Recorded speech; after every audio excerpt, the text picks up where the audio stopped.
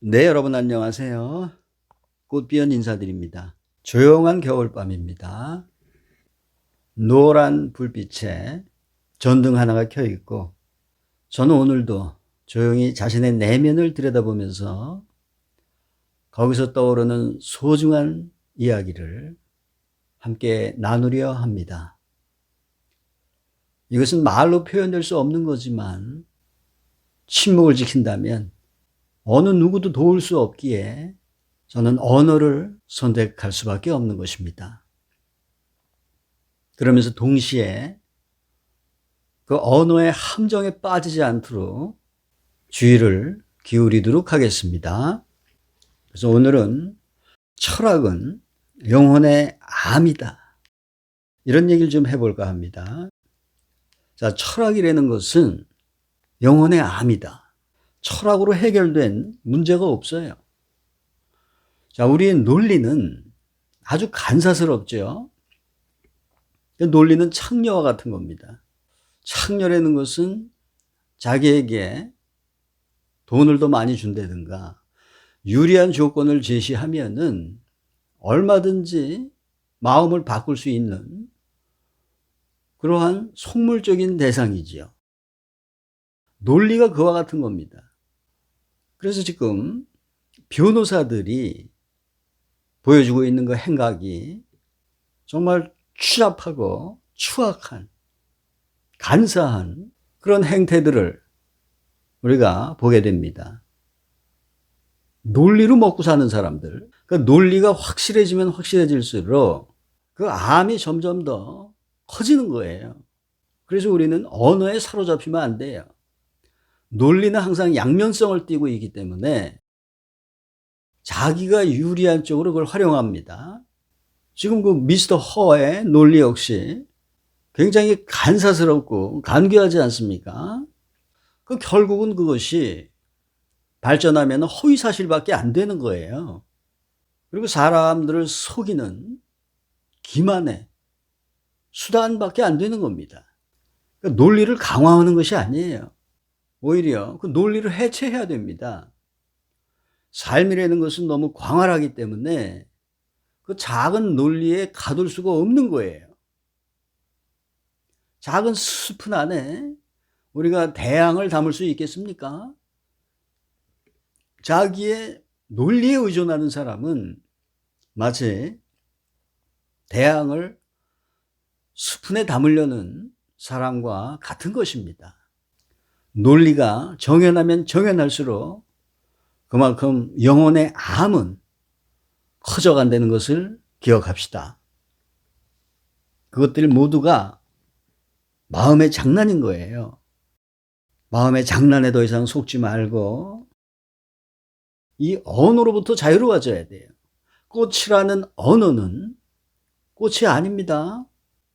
꽃이라는 언어에는 어떠한 유의도 일어날 수 없고 어떠한 정원도 펼쳐질 수가 없는 거예요. 진리는 오직 무심의 상태에서만 알 수가 있는 겁니다. 모든 논리를 해체하고 비워나가는 법을 배워야지 논리를 습득하고 강화하는 그러한 철학이라는 것의 탐구는 자신의 영혼의 성장에 지대한 장애 요소가 된다는 것을 깨우쳐야 돼요. 그러나 우리의 마음은 이 철학에 기대서 존재합니다. 그 지식이 쌓이면 쌓일수록 이 짐이 더 커지는 거예요. 그 짐의 무게에 눌리다 보면은 결국 모든 감각들이 폐쇄되는 겁니다. 명상이라는 것은 철학이라는 병에서 벗어나기 위한 일종의 의학이라고 볼 수 있습니다. 명상은 미신적인 게 아니에요. 명상과 주술과 미신, 역술 이런 것과 동일시하면 안 됩니다. 명상은 과학적인 겁니다. 자기 자신을 탐구하는 과학적인 기술이에요. 의학에 가까운 것입니다. 생각이라는 것은 그 무지 위에 뭔가를 자꾸 덧칠하려는 노력이거든요. 그걸 그냥 비어있는 채로 놔두질 못해요, 우리의 에고는. 그걸 채색하려고 그러고 그것을 자꾸 가공하려고 그럽니다. 그 생각이라는 것은 이건 멈출 수가 없죠. 그 생각으로부터 자유로워진다는 거, 자기 생각의 마스터가 될 수 있다는 거, 이것이 이 삶에서 우리가 배워야 될 전부입니다. 그런 발상 자체가 안 되죠, 일단. 그런 발상을 헌대는 자체가 기적입니다. 우리는 어려서부터 배워야 산다. 그 배움 속에서 자신의 영혼을 계속 이루어오고 있는 겁니다.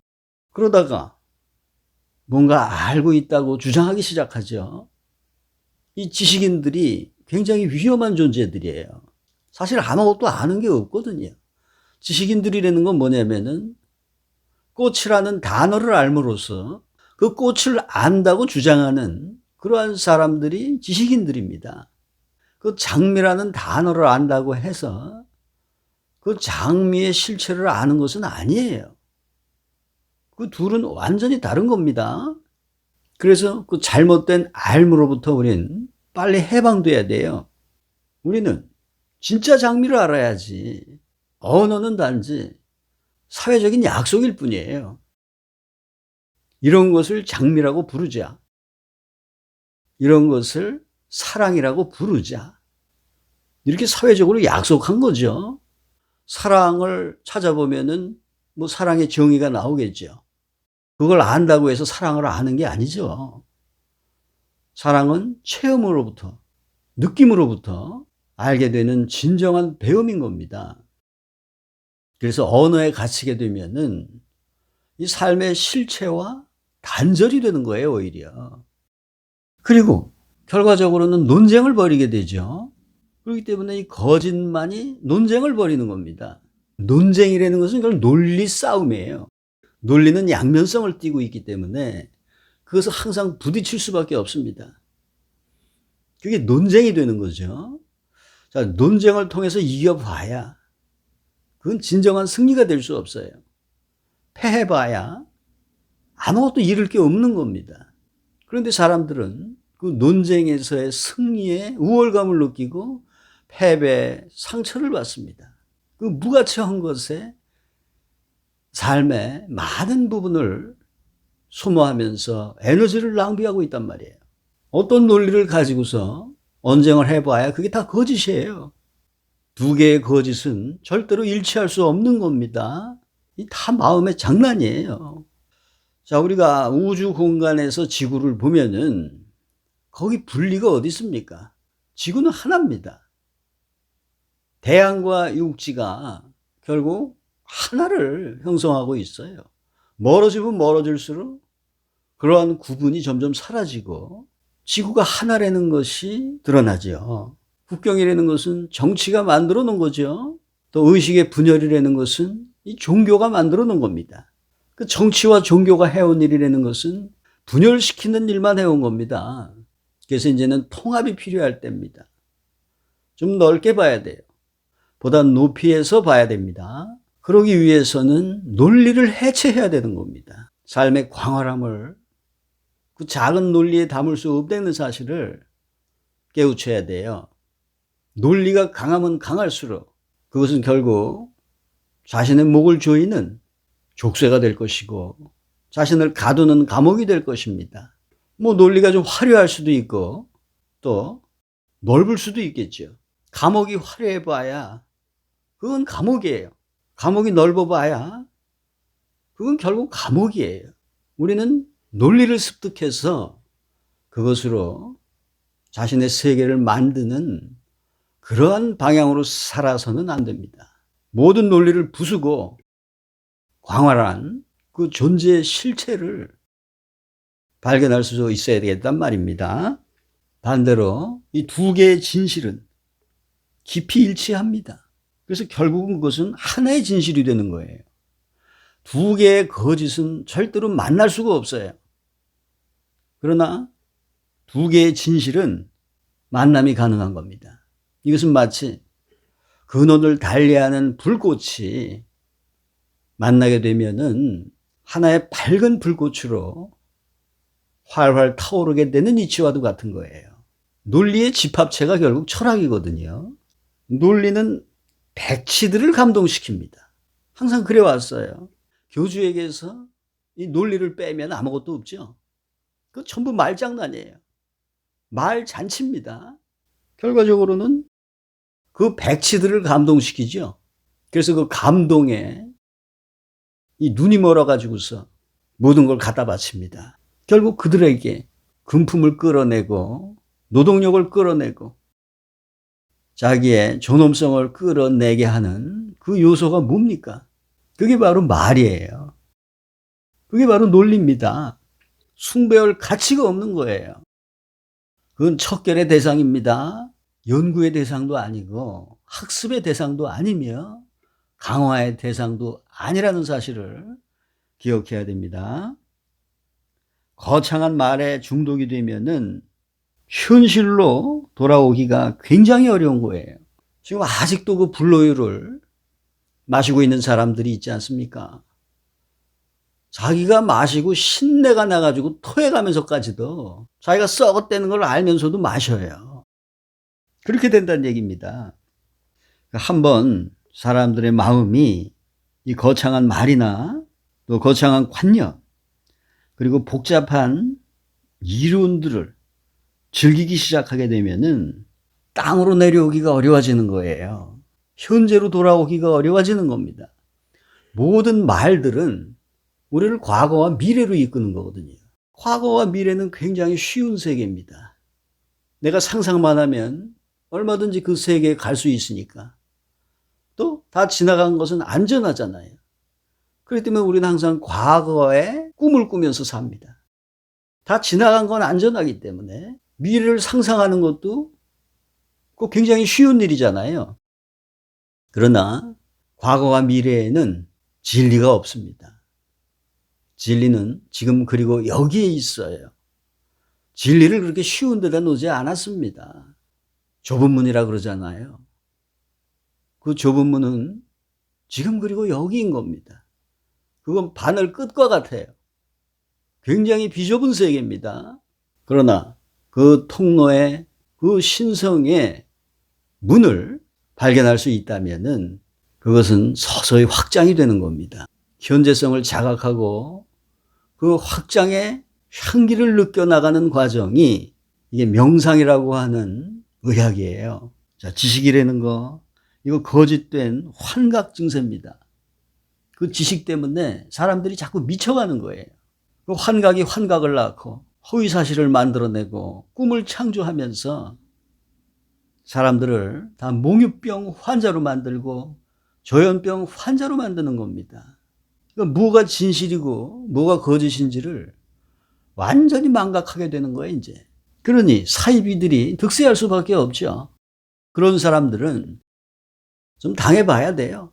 사이비에 빠져서 다 털리고 신세가 비참해져야 정신을 차리게 되는 겁니다. 자, 지식과 알은 동의어가 아닙니다.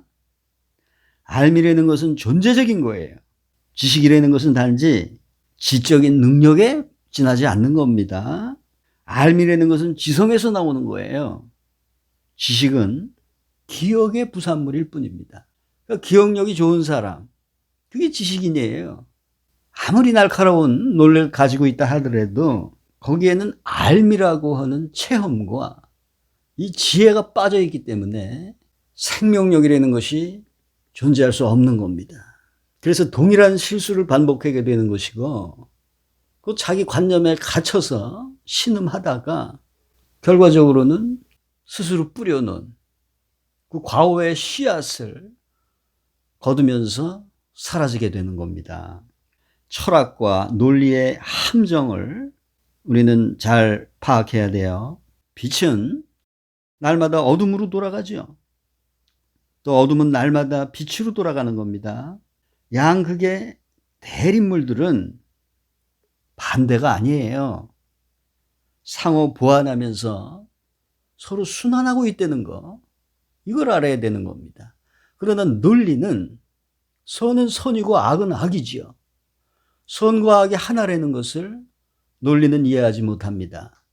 하지만 삶의 실체는 선과 악은 동전의 양면과 같은 것이며 새 양 날개처럼 서로 조우하고 있다는 것을 말해주고 있습니다. 빈약한 논리에 희생되어서는 안 됩니다. 자, 행복은 불행 없이 존재할 수 없죠. 천사 역시 악마 없이 존재할 수 없는 겁니다. 우리는 이 대립되는 극을 하나로 봐야지 둘로 봐서는 안 된다는 거예요. 논리는 절대로 대립되는 것을 하나로 볼 수 없습니다. 그래서 아리스토텔레스가 이 서양을 망친 거예요. 아리스토텔레스는 선은 선이고 악은 악이지 절대로 선과 악이 하나가 될 수 없는 겁니다. 그러나 삶의 실체는 헤라클레이토스의 숨은 조화를 따른다는 것을 알아야 돼요. 꽃잎에 매달린 이슬이 됩시다. 비록 바깥에서 보면은 연잎으로 물든 것처럼 그렇게 보이겠죠. 연잎이 초록이라면은 이슬도 초록으로 보이고 또 에메랄드 빛으로도 보일 겁니다. 그러나 여전히 그것은 물들지 않은 상태로 남는 거죠. 오직 겉에서 볼 때 그렇게 보일 뿐이죠. 이슬 자체는 연잎에 영향받지 않고 있는 겁니다. 자, 우리 모두 그 순수성을 찾아 움직이도록 합시다. 그것은 모든 논리를 해체하고 과거로도 미래로도 움직이지 않을 때, 지금 그리고 여기로 돌아왔을 때 발견할 수 있는 보석입니다. 감사합니다.